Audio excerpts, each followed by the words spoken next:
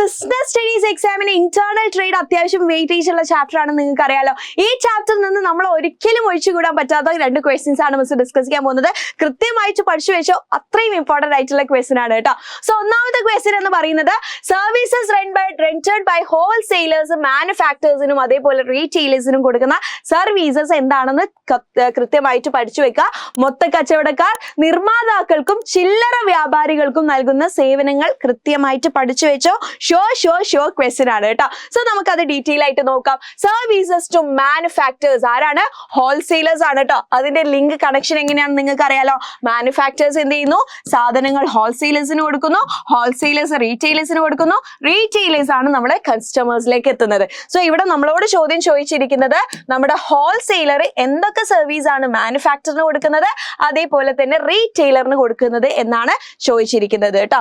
Okay, so services to മാനുഫാക്ചറിന് എന്തൊക്കെ service കൊടുക്കുന്നു? Facilitate large scale production അല്ലെ, അതായത് ചെറിയ ഓർഡേഴ്സ് കളക്ട് ചെയ്തിട്ട് റീറ്റെയിലേഴ്സിൽ നിന്ന് കളക്ട് ചെയ്തിട്ട് വലിയൊരു ഓർഡർ തന്നെ ആർക്ക് കൊടുക്കുന്നുണ്ട്? മാനുഫാക്ചേഴ്സ്, ഉൽപ്പാദിപ്പിക്കുന്ന ആൾക്കാർക്ക് അല്ലെ, നിർമ്മാതാക്കൾക്ക് കൊടുക്കുന്നുണ്ട്. അപ്പൊ പ്രൊഡ്യൂസേഴ്സിന് എന്ത് ചെയ്യാൻ പറ്റും? ലാർജ് സ്കെയിൽ പ്രൊഡക്ഷന് പോസിബിൾ ആവുന്നതാണ്. ഇനി അടുത്തത് ബിയറിംഗ് ഓഫ് റിസ്ക് ആണ് അല്ലെ. ഹോൾസെയിലർ എന്ത് ചെയ്യുന്നുണ്ട്? At the time take delivery of the goods and keep the goods in their warehouses. Okay, അവരെന്ത് ചെയ്യുന്നുണ്ട്? ഇവര് നിർമ്മിച്ചിട്ടുള്ള പ്രൊഡക്റ്റ് അല്ലെ, നമ്മുടെ പ്രൊഡ്യൂസേഴ്സിന്റെ പ്രൊഡക്റ്റ് സേഫ് ആയിട്ട് ഇവരുടെ വെയർ ഹൗസസിലാണ്. എല്ലാ റിസ്കും എടുത്തിട്ട് വെയർ ഹൗസ് ആരുടെ വെയർ ഹൗസില? ഹോൾസെയിലറിന്റെ വെയർ ഹൗസിൽ സൂക്ഷിച്ചു വെച്ചിട്ട് റിസ്ക് ഷെയർ ചെയ്യുന്നുണ്ട്. ആൻഡ് ഓൾസോ പ്രൈസിൽ ഉണ്ടാകുന്ന ഫാൾ കാരണമുള്ള റിസ്ക്, ഇമോഷനും കാരണം ഉണ്ടാകുന്ന റിസ്ക്, സ്പോയിലേജ്, ഫയർ കാരണം ഉണ്ടാകുന്ന റിസ്കും ആര് ബെയർ ചെയ്യുന്നുണ്ട്? നമ്മളുടെ ഹോൾസെയിലറും മാനുഫാക്ചർക്ക് വേണ്ടി ബെയർ ചെയ്യുന്നുണ്ട്. ഇനി അടുത്തത് ഫിനാൻഷ്യൽ അസിസ്റ്റന്റ് ആണ് അല്ലെ. ഒരു ധനസഹായം കൂടെ നൽകുന്നുണ്ട്. അതായത് ഹോൾസെയിലറിന് പ്രൊഡ്യൂസ് ചെയ്യണമെങ്കിൽ സാധനങ്ങൾക്കുള്ള അഡ്വാൻസ് നേരത്തെ തന്നെ ആര് കൊടുക്കുന്നുണ്ട്?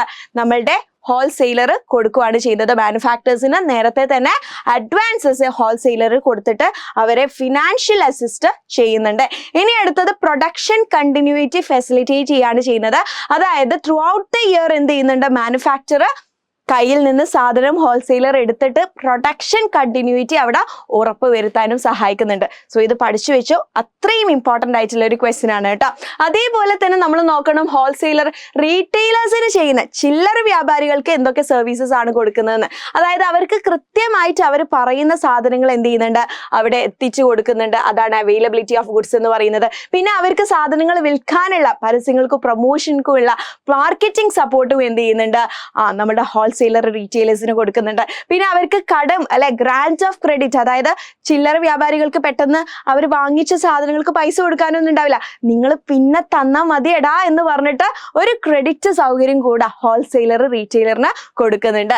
ആൻഡ് ഓൾസോ അവർക്കും ഉണ്ടാവുന്ന റിസ്കുകൾ ഷെയർ ചെയ്യുന്നുണ്ട് അല്ലെ.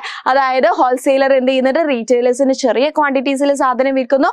അവർക്ക് ഈ പ്രൈസ് ഫാളിൽ ഉണ്ടാവുന്ന തെഫ്റ്റിൽ നിന്നിട്ടുള്ള നാശനഷ്ടങ്ങളൊക്കെ ബെയർ ചെയ്യാൻ വേണ്ടിയിട്ടും ഹോൾസെയിലറെ ആരെ സഹായിക്കുന്നുണ്ട്? റീറ്റെയിലറെ സഹായിക്കുന്നുണ്ട്. സോ ഇത് കൃത്യമായിട്ട് പഠിച്ചു വെക്കുക. ഹോൾസെയിലറിന് എന്തൊക്കെ സർവീസസ് ആണ് മാനുഫാക്ചറിനും റീറ്റെയിലേഴ്സിനും കൊടുക്കുന്നതെന്ന് കൃത്യമായിട്ട് പഠിച്ച, കാരണം അത്രയും ഇമ്പോർട്ടന്റ് ആയിട്ടുള്ള ഒരു ക്വസ്റ്റ്യൻ ആണ്.